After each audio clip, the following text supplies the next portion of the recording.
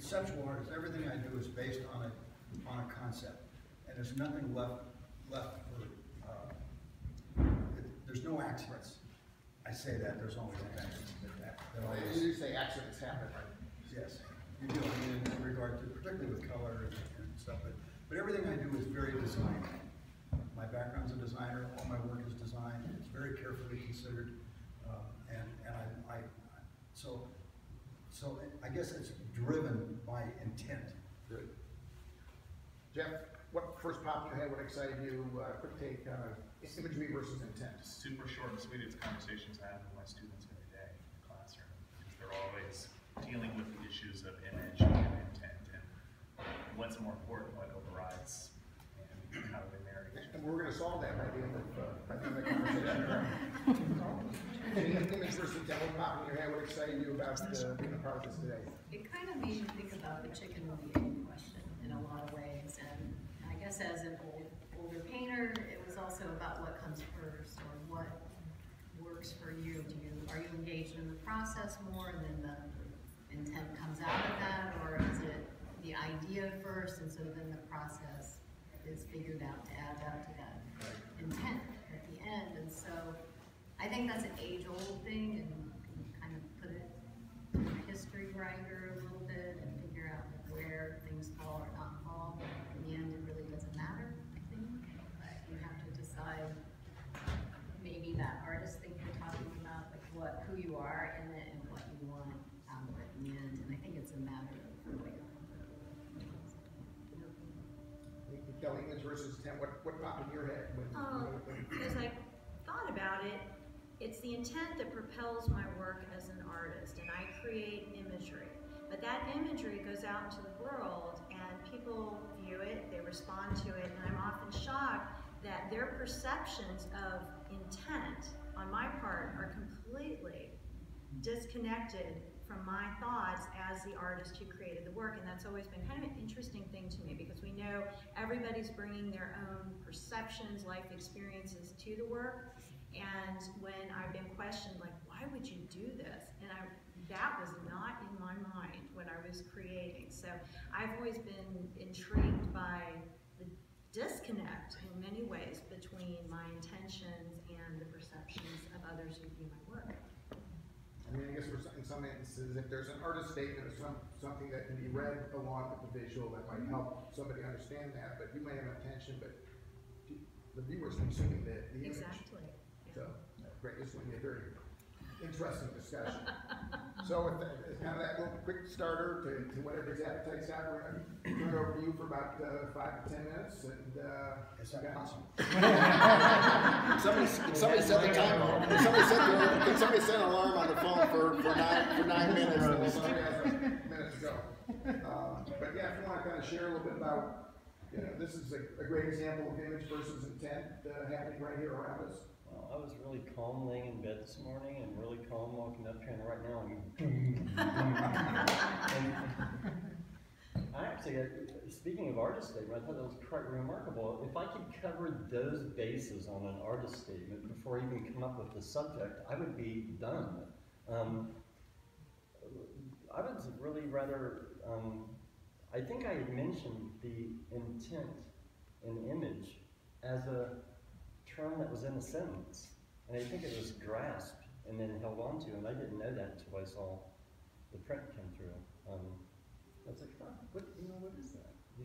I've been talking about this work in a really rather a peculiar way, because it came out of something that absolutely wasn't intended. The only intent that I had was finding the value of how to spend my time while I was watching TV. I was watching a program or programming that I was very interested in for dynamic reasons, that even looking at what it was, the typical idea of why I would be watching this programming fed into so many ideas of what people were doing. Half of them were like, why do you watch TV? Oh my gosh, that's rather, yeah. And there's other things that you do. But what I found was, if I would have removed myself from this programming, I would have been doing something other than what I wanted to do. So now I'm stuck with watching this programming, but I'm not in the studio. And I thought of doodling at first, just something to preoccupy my time. Kind of like, my head's functioning, but I'm aware that I'm static. And I used to do this when I would go to the movies. I'd go to a movie and I'd sit there entertained. I like to go alone and sit in those nice plush seats in the Huber Heights Theater.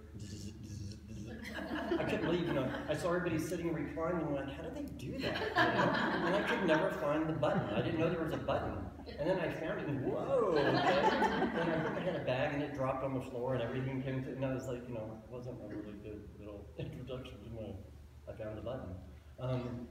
But then I was aware that I was watching people that were paid to entertain me, and I became remarkably aware that I was sitting, doing nothing, and certainly not making any money. And it wasn't the value of the money, it was just like, what are people doing with their lives? They're acting, as a matter of fact, they're not even there. They're at home enjoying maybe their next project. But I'm captivated by what they've done, that is their job, and is my job to sit here and watch them. So that kind of resonated over a few years in my head, just as a soft little idea. So when I was watching this programming, I thought, well, maybe I'll doodle. And I thought, well, I can't really doodle because my art's pretty close to what people would consider doodling anyway. When I write, to have an idea and to read it and to see if it's come together. My writing abilities were so not up to speed that I just look and say, well, don't anybody read that, and then I'm able to do paintings where my ideas are sincere and profound to me, but the idea of conveying that just comes up short. And so the conceptual notion from that was, keep the idea sincere, don't be disenchanted because nobody can get what you're saying or writing. So that's the premise for my paintings with the writings, was to eliminate the miscommunication and to eliminate the misappropriation of the words also, and just to keep it sanctified. I'm not a religious person, but I think I'm about the most religious person I know. Spiritually inclined in the sense of trying to look at the deeper meanings of things without getting too, bizarre with it. Really trying to keep something straight. I came up with the idea of Dayton talk. Living in New York and in Europe, and experiencing people and thinkers, literally the painters and some of the people that they were associated with, William Burroughs, being able to sit with him and talk for a little while, and interacting in a really kind of like, in the living room way, not in a way that you were introduced to him in any particular way. Not that I can recite anything that he said, but I knew that this was an important mind sitting in front of me. And to listen, but then to know that you're listening with your quality of mind, you might not be getting the expansiveness of the way this person's thinking. So I'm back to the TV set. So ideas to me are important, thoughts are important. Now can I validate any of that by making an action? And to me, art is, I look at art as a general term to encompass, I hope, the most sincerest idea of what art is supposed to be. A mind being put to something that's got their attention, and then making the endeavor of that intention have a result that warrants the name of that person doing it. So my standard is, does the name of Scott Gibbs belong here to represent what I've been doing? It's kind of a moving thing for me, to think of that. So I look at my parents, and my mom was like the professional housewife, but she was the witch. She knew how to resolve things really beautifully and simplistically. And my dad was the chemist, internationally known, doing things that we're now living in a world as the consequences of that. He's a polymer chemist. So welcome to the world of plastics. And we're now surviving the onslaught of, this invention, and this innovation of how to use and be convenient and, weight, bottles, glass and that type of thing. So I'm at task in the sense of, where do I fit into this thing? And sitting up here with very prestigious people, it's remarkably stunning to me. Because I find to excel in one's purpose in life, you have these things that you look at. They've got accolades, I don't. So I have to match that as a normal person that hasn't pursued these remarkable feats that they've attained. And so the question is, do I qualify to be up here? But as a human being, I do, not with the prestigious accolades, but I honor that. I bow to that. So now I've got to see if I've got the goods. So as I'm sitting and watching TV, these standards are my paradigm of fulfillment, that I'm not looking to fulfill it, I'm just looking to contribute to it. I want to bring something into the world that is worth being brought in. So when people look at this, they consider it as, this is worth my time. I don't care if they like it or not. You know, that's kind of secondary. It's, you know, are they going to be able to look at this? With my eggs, did I shoot the 5 to 10 minutes? Because I haven't gotten to the, yeah. So with the eggs, what I'm looking at is, can I take this egg, put it on a riverbank, in that gravel, and look at it, and even though the imagery is the same as the stones, does it have the quality of those stones? You know, does it hold up? Or is it just a gesture on an egg because it was a surface and I wanted to put this on and it made me feel good and I did it, and because I did it, I'm this, and no one can question it because that's their question, you know, eliminating all the critique of the legitimacy of that egg. But that's the standard of that egg. I don't care if anybody else gets it. It's my egg. So now I'm watching this program, I'm trying to think, do I want to doodle? And I'm like, yeah, doodling's really arbitrary. I don't like the word. What is doodle? Does doodle even exist? It's an intentional thing where you're mindless, but you're mindful to be mindless. So we got an oxymoron there, you know? And so what I chose was, well, I'm staring at these people. I'm not getting ideas and information necessarily from them as the content of the subject, but I am watching what they're doing with the information. How are they conveying it? How are they locking onto it? How are they staying within a certain parameter? And I thought, why doodle? I've done some contour drawing. I think I'm capable as a portrait painter if I put myself to that, but it's remarkably rigid. There's so many laws you have to follow. And my adherents are Leonardo, Caravaggio, and Rembrandt, so I can't really teeter too much. But they've given me such a vast amount of exploration capabilities because of their innovations. So when I taught art history, I found that there was a wave that existed. And the wave that existed is abstraction, realism, it just seems to be the beat. So if I look at Leonardo, it's the attempt to grasp reality, but through a visual sensitivity. How do we see it and sense it through our vision? Not, there's an image. With Caravaggio, it was the absoluteness of precision depiction of that image. Foreshortening came in, a little bit more extreme stuff. Limitation of lighting, producing, I don't need more light because this much light is doing what I need. Without the characteristics of the individuals who are doing this stuff, you know, to keep straight. And then I found, and there was a little bit of psychological, perceptual stuff with Leonardo. Caravaggio, just stunned by just the quality of these images. When I get to Rembrandt, I see more of the loose-handed emotional content coming into it. Now I know this is perhaps superficial and stereotypical of it, but they set the bead for me. And I couldn't find any painters that did it better. I could go on to Van Gogh, but he's a mix of some of the prior painters. And I'm pretty much locked into that. If I go to David, I can look at some other qualities that might come into Caravaggio, but Caravaggio was first. So I stick to the basics. So with those people in my head, I'm now looking at this thing of, here's Scott staring, and I do look at myself as in the second, is it the second person or third? Yeah, I do observe myself, observe myself, all the time. And it's one of the ways that I can enjoy the fact of thinking things beyond the normal realm, or whatever, you know, that's kind of, you know, conceited perhaps. But then I can also understand that I have a point of view.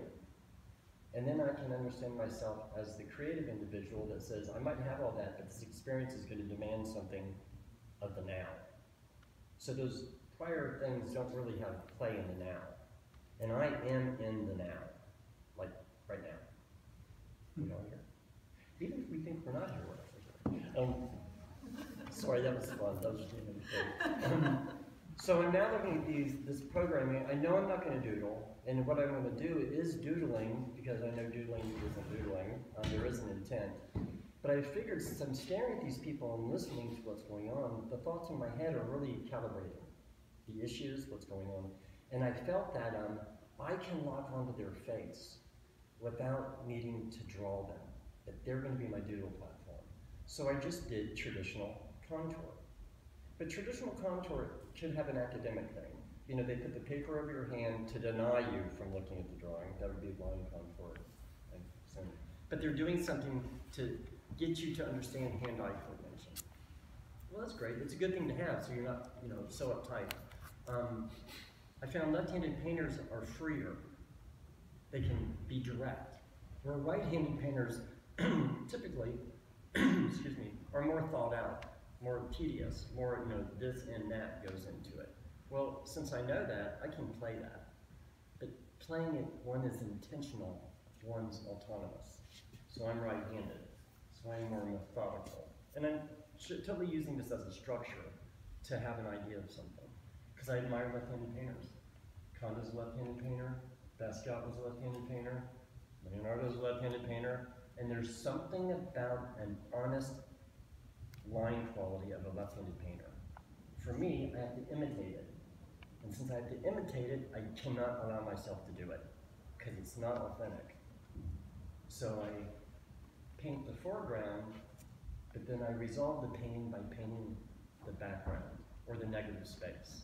And it gives me an authentic line quality that doesn't exist by me drawing a line. I'm producing a negative space that reveals it to me. And then I can experience my enthusiasm as an artist.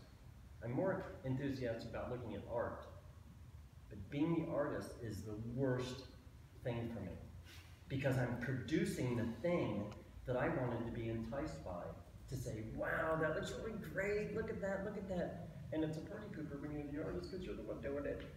And you're looking at it from nothing to something, and that's really, most people see the art when it's something.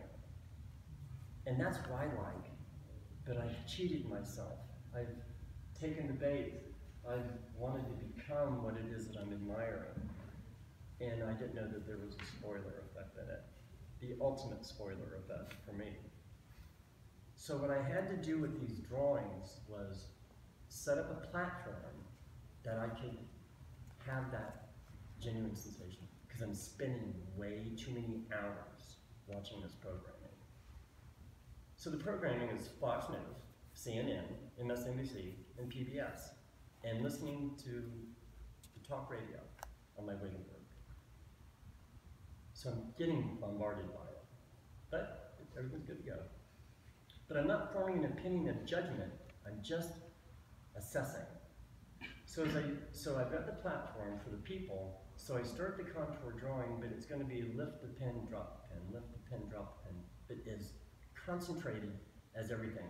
And I already know the trick of the trade is start at the tear duct, keep investing in the intention of the tear duct, and then slowly, when I start to get to something, stop, go back to the tear duct. No matter where I get on the face, go back to that tear duct.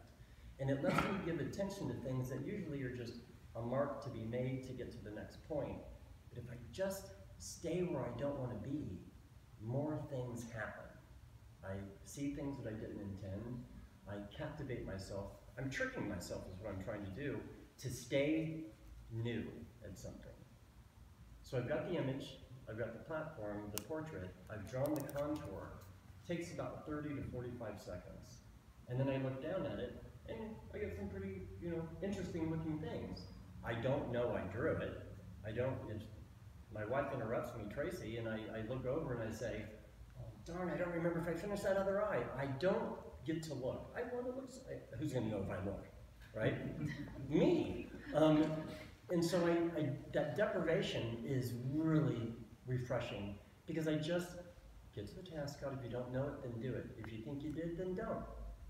Don't sit and deliberate about it. And while I'm doing it, I'm doing hair, but I don't know if the pen's been placed on the paper right, oh, there's teeth. I don't want to draw teeth. Teeth are murder. No. But the teeth went in. So when I look at these drawings, they were done. And I did about 5 of them. And it was like, those are kind of cool, but, they're just line drawings. And they look too much like traditional stuff. Should we do that? Yeah. Would you like to see these drawings? These are the preliminary, drawing. This is what they're coming up with. Or if you look on the wall over there, it's just a big version of one. But they're just this way. And the thing that's strange about what's going on here is they're one drawing. This, to see them up as a set like this isn't happening. I don't have the ability to retain an image in my mind. So everything is as it is. So if I turn the page and get to another drawing, thank you, I don't have that pre-existing drawing that's there. So as I'm drawing, traditional cross-hatching, stuff. I thought of etchings, some are Rembrandt's etchings, Picasso's etchings. And then I thought, I'm almost sure Picasso doesn't do traditional etching. The process is the same, but he makes some cross-hatching. And then I just know Pablo has got to go manic in there. He's probably just going to start hacking away and doing the stuff because, he's setting the paradigm. He doesn't have to follow it. He's already following it by doing it. But he doesn't have to do it the way they did it. So he's just in play. And I really love that. It's a drug that could be attained a bit too quickly, and you might not understand if you're capable of doing that drug. But, it's good to go. So I probably worked for about 3 months before I realized doing traditional techniques is grounding the piece in a traditional exercise in academic training. And that's how I'm judging it, academics. And I don't want to be academic. But I already know I'm in the door because of the technique. So I ended up getting rid of the cross-hatching, traditional line and development of an image, and I wanted to produce something individual, maybe not unique or original, but at least authentic again. And I decided to do this buzzing line. Get rid of the pencils, get rid of any type of, I had to limit my material, so it was slick paper, smooth as possible, hot press, and a ballpoint pen, but a fine point ballpoint pen. And then deal with the issues of that. Accumulating dust on the ball, which will make a hot spot. Can't have the hot spot. That's a delinquency of mastering the tool for the technique. So I ended up having these little tabs on the paper, and most of them you'll see like there's little ink write-offs where I'm testing the pen. I'm too lazy to turn the page and have a test page, so I have to put a little piece of paper on there. And it's not about lazy, it's about staying, not finding ways to do other things to justify this and that for me. So, and I know for other people too, there's a sincerity about the focus. You don't go into a monastery and disturb a monk to ask him where the doorstop is, Figure it out on your own or don't have it open, but respect what this monk is doing in the monastery, in this particular time. I don't see myself as a monk, but I have to qualify it somehow, and that seems like a pretty sincere endeavor. What is a female monk? A monkess? It's a nun. and I eat dinner with nuns, so my daughter will smack me for this one. Or the monkettes. Okay, there we go. Or monkeys. This is not disrespectful, it's not blasphemy, please. So what I found was I finally adhered to a quality of a technique that could be delivered, take me to my highest degree. I brought in Leonardo with Fumata, but I thought I would be a little clever on this and create the dilemma. Fumata usually is dissipation of the line, the haziness, which is so captivating about what I like about that era of work. But what I did was I wanted contour and all the lines of the drawing to disappear. I wanted no evidence of the contour. But I'm a traditional enthusiast, I like the drip, but I don't like drips on purpose. I need to have an authentic drip of the gravity of the brush hitting, and that's what it's from. Not, oh, I'm going to show the process and there's this signature drip. So what I wanted to do was leave a line that would be evident of the pre-existing drawing, but eliminate the lines with lines. So what I did was I went left to right. Set up the structure, I'm gonna, the light to hit from the right, and I wanna burn out all the lines from the left. But I don't want my line, so if I have a straight line, I can't come in with my pen and go dark to light. I have to put my pen on the line and pull off. And there's so much line to have to do that with, that I had to create something. Well, I'm a martial artist, you know, and when you get to the level of a second degree black belt, you get proficient in what you need to do to get the job done. And so I just pulled in that type of focus. Not that you have to be a martial artist, but I had that tool available to me of concentrated attention to do this thing. So I started this buzzing, and really nice. I could do a light buzz, surface touch, a pressured buzz to get a darker line, but I realized that there was about a 3 to 7 range that I had to get consistent with. The extremes didn't work, and there was no evidence of the reason why I was using the tool. So these are an intense investment of controlling a tool with a parameter. So really these are single draw. It's one drawing where I've exercised that single technique. But I just seem to have time at my hand to do that, enough time to talk 20 minutes instead of a did that set up the structure? I think so, yes. Thank you, okay, good. There's a lot of meat there to unpack. Yes, we have a freezer, okay. So I think that's what it is. I can continue going into the crux of this because it's not a, these weren't intended.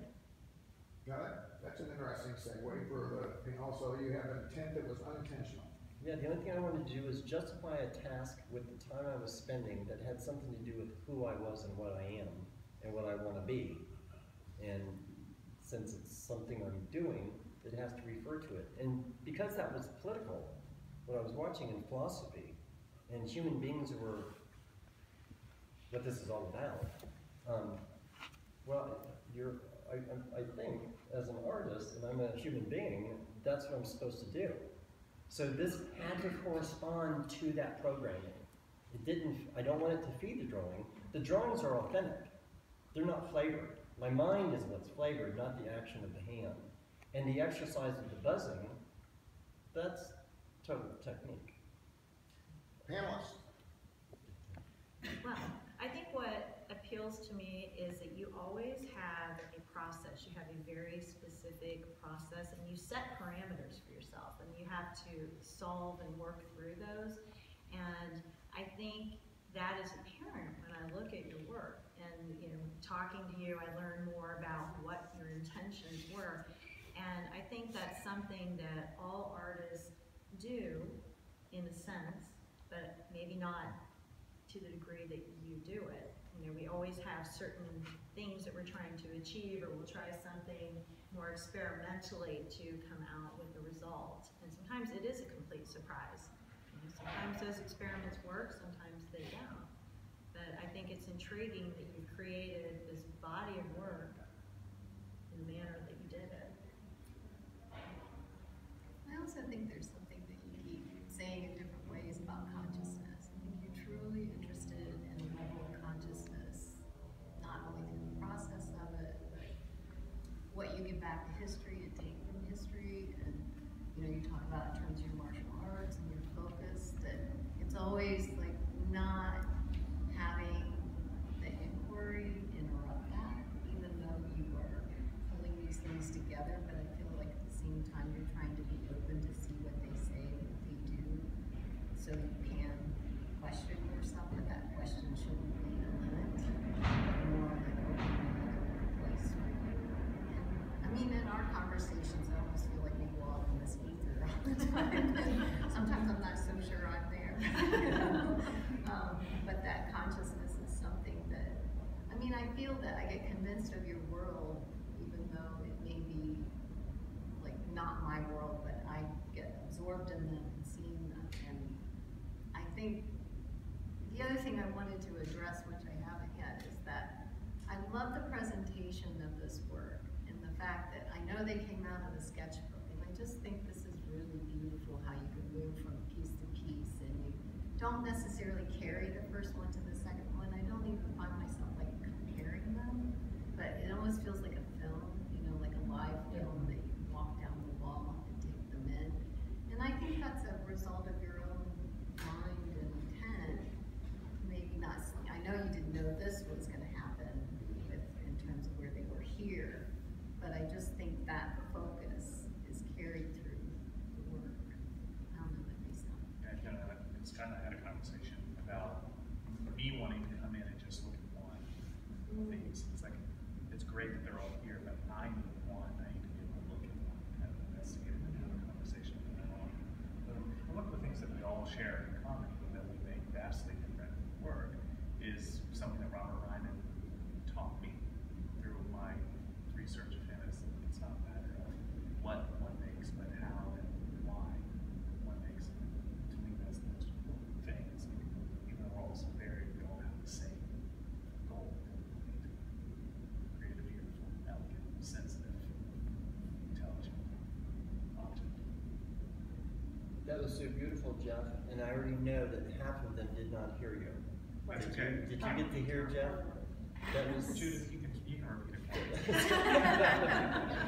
You know, you're all talking about the importance of the artist's intention, and all of you know as working artists that the thing made should have a life of its own.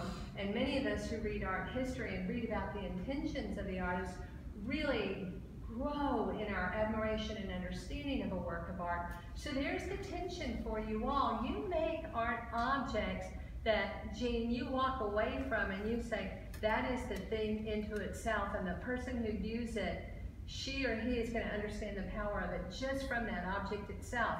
But Jean, also knowing all of your life story and your many intentions with a whole different series of works, how do each one of you resolve this tension now that we're feeling in your work? There's a visual power, but then listening to you and the intentions, that individual consciousness that gets sort of unfolded in your talk. How do you let go of intention and let your object just be it unto itself? And is that even fair to expect? Is that a question, Judith? I was just saying, I think it's unfair to ask. Well, I think thinking and making are two different brain activities, and they are. I mean, they're joined, but they're very different. So, I mean, I can't help but go back and talk about what I do with my students, and we always talk about, and I've got a sign in my classroom that says, thinking and making are two different brain functions. They have to be separate. So I want my students to go in and really attack the image and really work spontaneously, but then I need them to stop, take a step back, put a different hat on, really evaluate, and then throw that hat back off and go back to it. Yeah, I come up with I had to create a structure just to get my feet on the ground as a human being at this stage of the game. So I just turned 60. Tracy and I now jumped to the next echelon after the half century where I didn't get my commemorative coin made for myself. I made a half century. That's legitimate designated point for not quite a century though. But what I found was I have to deal with a primary issue, and it was about looking at religion for me, like what's the structure that's the big debate. And to me it's reality and thought. Reality is the act. It's the performance, it's the thing that you're attentive to watching what you're doing, yeah? And so that is, to me, the question, you know, which is beautiful that it's great to hear you say that. And it was like, there's my example. That's a legitimate example that I'm not even aware of, because I'm too conceptual, too much time on my own, with my own head type thing. But when you're exercising and teaching and sharing the process of creativity, which is problem solving, by producing the problem in real time, even though you think you had the problem that you knew, reality has a really funny little trip up. And I find that being attentive to the reality is thought. Well, it's not just problem solving, it's also problem creating. So it's the same. They have to set up the parameter, they have to set up the problem, and then they have to figure out how to solve the problem, which then in turn creates another problem that they have to set up. Yeah, you don't get free of it. It is a continuum. And this is that gave me some legitimacy to some of these big processes that human beings adhere to. Because it's not about getting the answer. It's about, what is it? It's not about the journey, it's about the, being on the journey, not the destination type thing. I mean, there's all types of different ways of talking about it. Or to describe it metaphorically, or however you're going to bring it together to convey this information, which is remarkably infinite in its capacity to tell the story about it. Even the term infinite becomes a question at that point. But Judith, I think what I found was the task that I was finding myself at was producing the thinking. Yeah. It was a self-rejuvenating situation where I was like, wow. And I didn't get done. These didn't get finished. They became complete. There was a stopping point. I had to leave a line. That was the structure that was really a good thing for me, because I couldn't expand the drawing. It had to, I had to leave a line or evidence of lines. So I had to have restraint. I had to have deprivation. Freedom is a peculiar word. It doesn't exist. It involves parameter, limitation. There's just that balance is in there again. So would you call your parameters rules for yourself? What'd she say? Would you call your parameters rules for yourself? Like you make up a set of rules to, like you're talking religion, so morality, so you live by these, or you make work by these, or you die by these. Right, yeah, some sort of limit. I think I have to do that. I don't consider myself an artist or a painter or anything, but I understand why people think I am. And I identify with that. It says right here, you're an artist. That's just like you might join the sandbox party. I play with sand, I'm gonna join too. So really, because I work in a controlled environment, I follow I think it was the Jackson Pollock saying he works within the arena, I have to set up the arena, so I'm limited.